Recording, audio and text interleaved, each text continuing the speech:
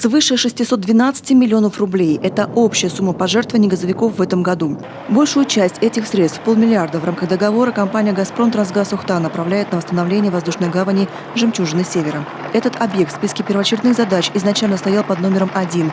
Речь шла не просто о столь долгожданном ремонте взлетки и здания аэровокзала, сколько о спасении аэропорта в принципе. Этой весной в адрес руководства воздушной гавани поступило предписание об устранении всех недочетов.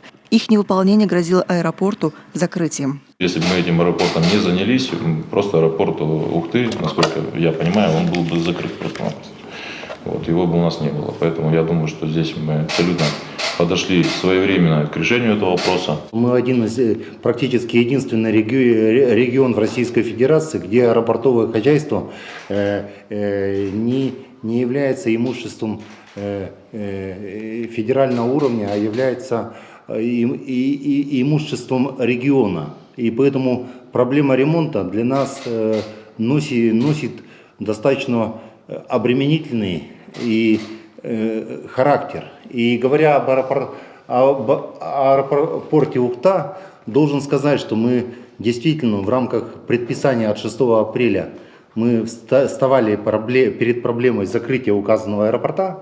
Более того, лицензия по данному объекту кончается 2018 годом. И так, поэтому аэропорт и оказался позицией номер 1 в наших стратегических многолетних планах.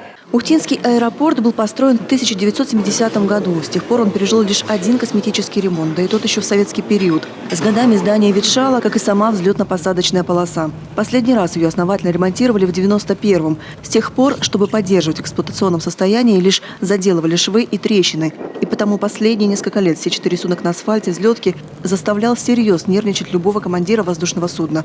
Именно по этой причине в Ухте уже долгое время не могут приземляться суда с низким расположением двигателей, а это практически все современные самолеты.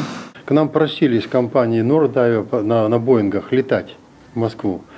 Просилась Газпром Авиа на суперджетах. Мы им отказываем до выполнения ремонта, потому что у них низко расположены двигатели, а верхний слой покрытия полосы щебенка вылетает, может попасть в двигатели. Поэтому мы им не дали пока согласия, пока до ремонта. Как только ремонт будет сделан, пойдут к нам и Боинги, и суперджеты. Общий пассажиропоток по Коми – 420 тысяч человек в год. Из них почти 60 тысяч приходится на воздушную гавань Ухты. После ремонта доля города-газовиков, вероятно, существенно возрастет, ведь пользоваться местным аэропортом, по сути, будет почти вся центральная и даже северная часть Коми. При этом обновленная полоса привлечет в город новых авиаперевозчиков, а это, в свою очередь, приведет к существенному снижению цен на авиаперелеты. Ведь аэропорт сможет снова принимать самолеты большей вместимости, а значит, увеличится пассажиропоток. Граждане почувствуют на себе и, очень надеюсь, почувствуют не только в плане комфорта и безопасности, а почувствуют в плане стоимости, перелетов, что немаловажно тогда, когда будет создана конкуренция, Коми-Трансу. Так как в Сыктывкаре не только один Коми-Транс летает, у нас много авиакомпаний. В Сыктывкаре один ценник. В Ухте, к сожалению, ценник на Москву совсем другой, и он отличается. Завершить все работы по взлетно-посадочной полосе подрядная организация должна к 15 июня. К этому же времени будет полностью готов и проект внутренней перепланировки здания аэровокзала. Уже известно, что будет расширено место выдачи багажа, а вот предполетный досмотр полностью разместят на 2-м этаже. Таковы современные требования. Сейчас здесь уже идет отделка фасада, замена окон и дверей, а полностью здание будет готово к Новому году. Кипит работа в эти дни и в здании Ухтинской городской больницы номер 1.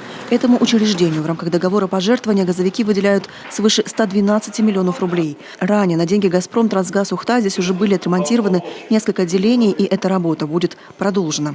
Мы много анализировали и пришли к выводу, что, в общем-то, на сегодняшний день капитальный ремонт – это однозначно в инфекционном корпусе мы будем заканчивать. Потому что там половина корпуса отремонтирована и половина без ремонта. Соответственно, мы будем там проводить именно капитальный ремонт.